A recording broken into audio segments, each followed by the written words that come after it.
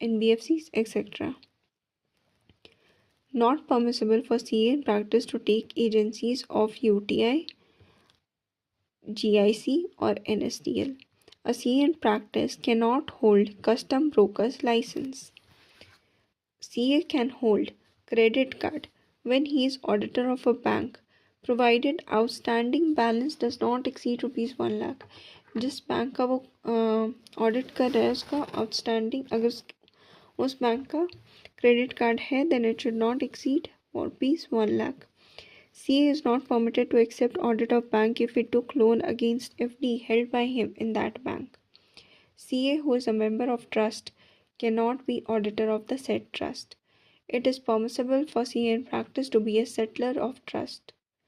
Settler of trust. CA in practice can act as mediator, arbitrator in the court. Not permissible for CA firm to print its vision and values behind visiting cards.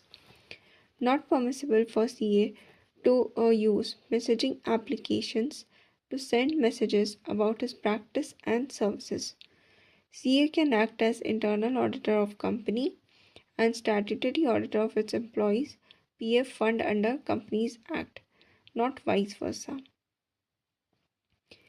Internal auditor of PF trust of government company cannot be appointed as statutory auditor. इसके पहले वाला point का मतलब था कि CA can act as internal auditor of the company and statutory auditor of its employee PF fund under the Companies Act, but not vice versa. मतलब it cannot be like statutory auditor of company and internal auditor of its employee PF fund. ऐसा नहीं हो सकता. वो होना चाहिए internal auditor of company and statutory auditor of its employees PF fund. Internal auditor of PF trust of government company cannot be appointed as statutory auditor.